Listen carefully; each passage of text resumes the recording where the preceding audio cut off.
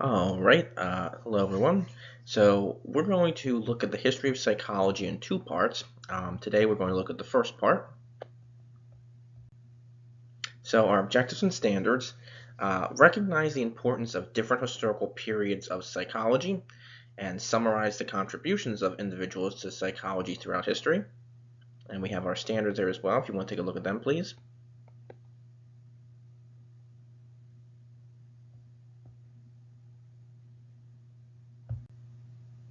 And here's some vocabulary words. We will go over these in class, or in the lesson, I should say, in more in depth, but just to give you a preview of them. So, structuralist is a psychologist who was interested in studying the basic elements that make up conscious mental experiences. Introspection is a method of self-observation where participants report their thoughts and feelings. Functionalists are psychologists who study the function instead of the structure of the consciousness. Okay, I'd like you to think about this. Which viewpoint of history, from history of psychology, do you agree with at this moment? And again, I know you don't know a lot about this yet. We'll talk more about it. But which one do you think you might agree with?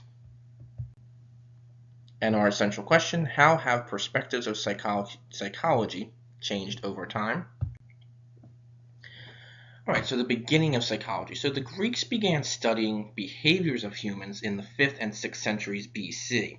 And they begin to realize that people had control over their actions and minds. Part of their studies also included lifespan development, such as learning about different lifespans, which we will talk about in this class later too. Obviously, childhood is different from when you're a teenager. Teenager is different from when you're an adult, and even adult is different from when you're elderly and on the at the end of your life. So there's different lifespans, and each lifespan has different elements and different characteristics of it. And again, we'll talk more about that in the class as well. In the 1500s, individuals of the Renaissance began to refine observations of experiments through experimentation, such as Copernicus and Galilei. In the 1600s, philosophers made the idea of dualism, which is the belief that the mind and body are separate and distinct. And this was a popular belief, mostly for the time. However, another famous philosopher, a French philosopher, René Descartes, stated that the body and the mind were linked, so a separate view. He believed that the mind controls the body's perceptions, sensations, and movements. By the 1800s, scientists had announced that cells were the building blocks of life, and scientists were now able to begin to study natural systems in smaller pieces. And from this concept, the science of psychology was formed. So psychology had been around for hundreds of years, but now we're going to actually be able to look at the science of psychology beginning in the 1800s. So let's talk about structuralism. In 1879, William Wundt, we talked about him a little bit already, established his Laboratory of Psychology in Leipzig, Germany. And he is credited with establishing the modern field of psychology. Now, Wundt was a structuralist, or someone who is interested in the basic elements of the human experience.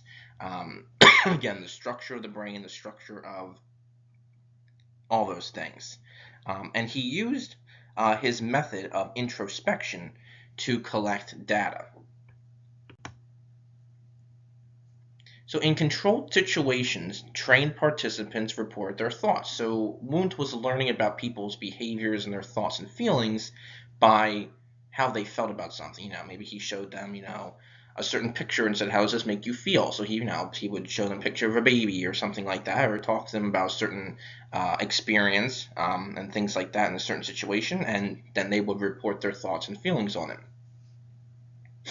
Wundt would then try to map out the basic structure of the thought process of why these people were thinking this way. His approach to study humans was very important. So this whole idea of introspection helped build the backbone of psychology, the science of psychology. And it's also going to attract many others to the field. Let's talk about functionalism. Now, William James taught psychology at Harvard University in 1875 for the first time. He is considered the father of psychology in the United States. So William James, father of psychology in the United States. James was also the first to write the first textbook on psychology, The Principles of Psychology, in 1890. Now, William James believed that feeling, thinking, learning, and remembering, all activities of the mind, served one purpose or one function, hence the name of this approach, functionalism. So it serves one function. And he believed that the purpose of this was to help humans survive as a species. So everything we feel, think, learn, remember, its purpose is to help us survive. James focused on the actions or functions of the conscious mind and the purpose and goals of behavior. So what he's doing is looking at how the mind and behaviors are helping us survive.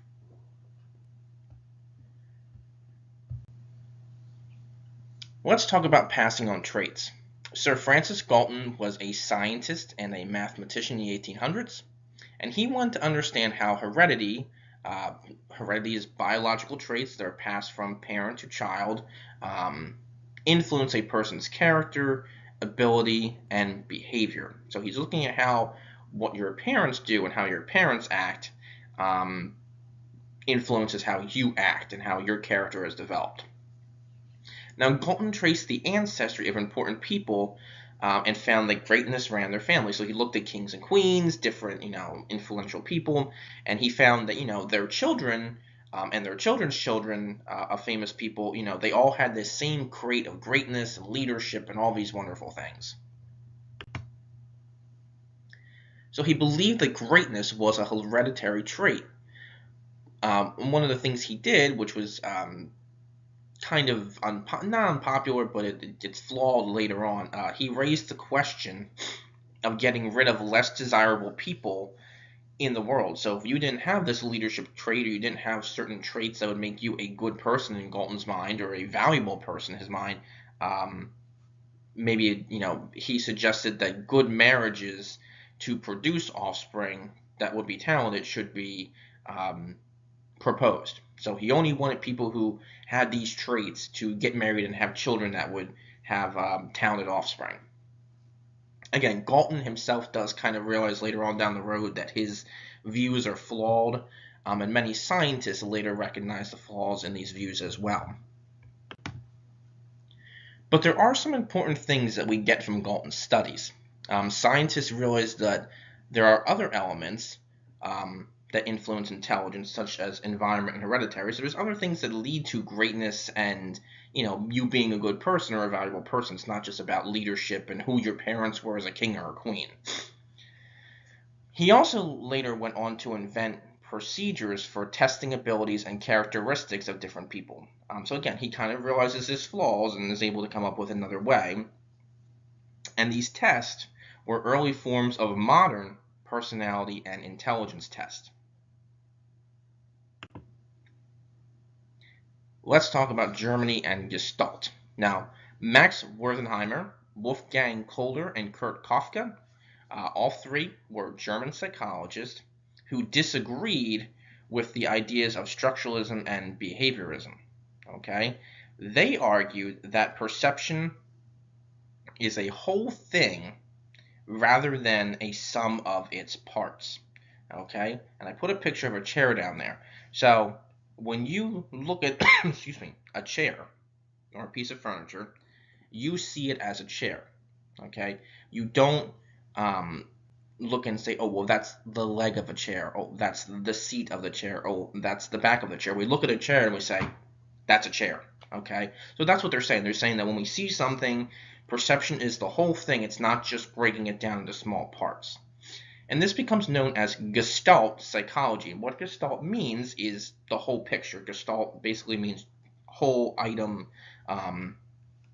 in German.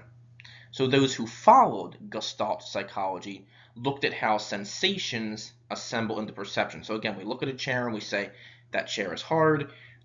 It's made of wood. Whatever else you can see from by looking at the whole part. We don't look at its separate parts. We look at the whole picture of it and say it's a chair, it's hard, it's made of wood, it might be uncomfortable. All our sensations are telling us how to perceive it. Alright, so we're going to wrap up the history of psychology part 1. So psychology has a long history dating back to the ancient Greeks and through the Renaissance up until the 1800s. And then finally in the 1800s, psychology begins to grow and expand as a field and science with Wundt and Gestalt psychology and functionalism and all those different things begin to build and form these different views and opinions of psychology. Alright? Alright guys, if you have any questions, please let me know. Please complete the questions, and I'll see you and talk to you soon.